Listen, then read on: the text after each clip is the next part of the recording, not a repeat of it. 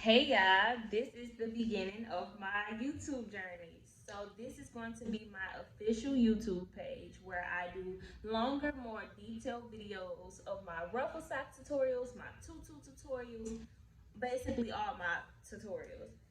I will still have my TikTok, so y'all can still go show me love there. But this is just gonna be give me more of an opportunity to have more longer detailed videos since TikTok only has short 3 minute videos. So without further ado, let's get into this ruffle. So the materials that I am going to be using in this video is this really pretty green and white striped ribbon. It's by the brand The Ribbon Boutique. I get this from Hobby Lobby. 1.5 inch by 4 yards. I always use this size unless it's a newborn sock. Then I go probably 1 inch. But and I use 2 yards each pair of socks. So for 4 yards total. Then the tool, I get this tool. This is 6 inches by 25 yards, so 6 inches wide or long, and this whole spool is 25 yards, so I get a decent amount of socks out of this row. And then my socks. The socks that I use is the brand Cat and Jack from Target. I get 10 pair of socks in this pack for $6.99. It does come in small, medium, and large. I usually use the size large for adult socks or, teenage socks, but yes, it has the perfect amount of stretch. So to make it easier on me, I just like to unwind my ribbon, take it, fold it in half,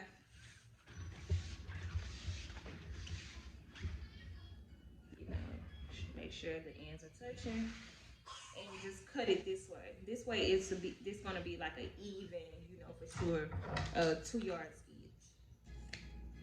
So just cut it in half. Now I have my 2 yards. Then I like to just take one of my yards. Well, not one of my yards, but this is 2 yards. Take my tool, line it up, and just cut it like this. I like everything to be nice and precise. So after I line that up, like that, and cut. I just repeat that step. I'm done cutting my tool and my ribbon. I'm going to go ahead and start by taking my tool and folding it in half. In school, I was always taught that this was the hamburger fold and this was the hot dog fold. So I'm going to hot dog fold it right in half. Make sure it's even. So when you're done hot dog folding your tool, you're just going to take your ribbon and place it at the bottom, right side down. What I mean by that is, like, if you had a pattern, say this was polka dot, or no, let's take stripe as an example. Sometimes ribbon come with the stripe on one side and plain on the other. So you're gonna have your stripe side down, and you're gonna sew it like this. And a tip. So I like less of my tool to show in my ruffle socks, so I sew my ribbon closer to the top. So you're gonna have a little excess fabric at the bottom. I don't fold. I like to sew my ribbon like right at the top. So after I'm done attaching my tool and my ribbon, I'm going to trim the excess tool. So the tool that's at the top, and then the tool that's at the back of the ribbon. This little flap right here. Be careful not to cut the top or the front. Let's use this as the front of the tool. So you're just gonna take it, pull that flat back, and cut all the way down. It's really not a specific length to cut it. Just make sure it's not going over the ribbon at the bottom. So I just go ahead and trim that all the way down, making sure there's no visible tool.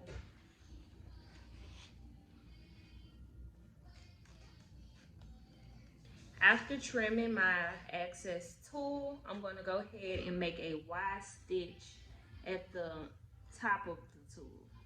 So I'm gonna make a Y stitch all the way. On my sewing machine, this is my length, and right above it is my width. So to make a Y stitch, I just pull my width all the way to 6, and then I take my length and I twist it all the way to 4, and I'm gonna do this with a straight stitch.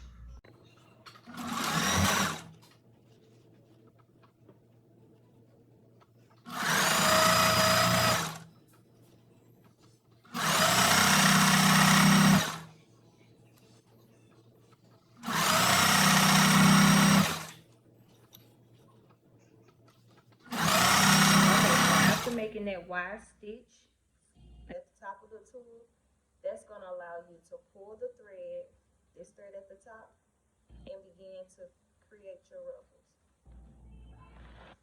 So you literally just pulling your thread down and sliding this tool down. Pulling the thread and forming your ruffles. It might twist it, you're gonna fix that at the end.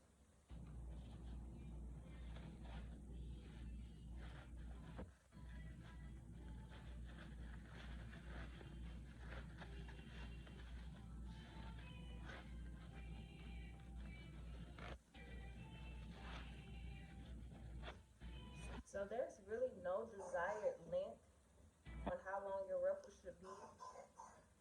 I've been doing it for so long that now I can eyeball it, because the rim of a large sock is not going to be the same size as the rim of the small sock. So you really have to play it by eye. But if you make your ruffle too long, you can always stretch the rim of the sock, to fit the length of the ruffle. Versus if you make your ruffle too small, you can't stretch the sock around it. I'll show you what I mean in a second after I'm done creating this ruffles. Okay, so once you're done with that ruffle, you're gonna take it, flip it upside down where the tool on the back is showing. You're gonna find the end of that ribbon at the top, the tool at the top. So mine will be right here. You're gonna take I like to lay my sock upside down with the heel facing me, and I like to place it right at the back of the sock. That way you won't see the seam. And then I zigzag to attach my ribbon to the sock. I don't know if I mentioned, but this is a heavy duty Singer sewing machine. It's the model number 4411, I believe. And on here, this is my zigzag stitch. So I just turn that. I make sure my length is on 3 and my width is on 3, and I will begin to sew my ruffle to my sock. So I start off with a back stitch, and then once I start sewing, I like to pull the rim of the sock and place my my tool on top of the rim of the sock. And you can also adjust your ruffles as you sew. So I'm just gonna take it, stretch it. So, okay, now that I attached my ruffle to my sock, I'm gonna find the end that they meet, the ribbon meet, and I'm gonna zigzag stitch that together.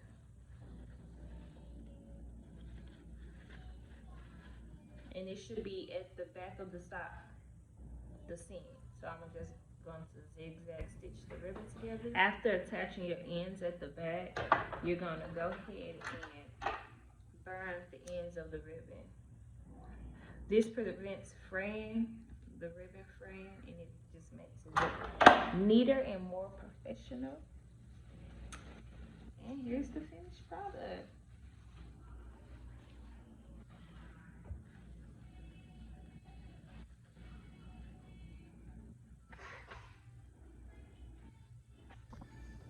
Please like and subscribe to my channel, and even comment and let me know what I could do better in explaining. If you want more videos, if you have any questions, let me know. Thanks for watching.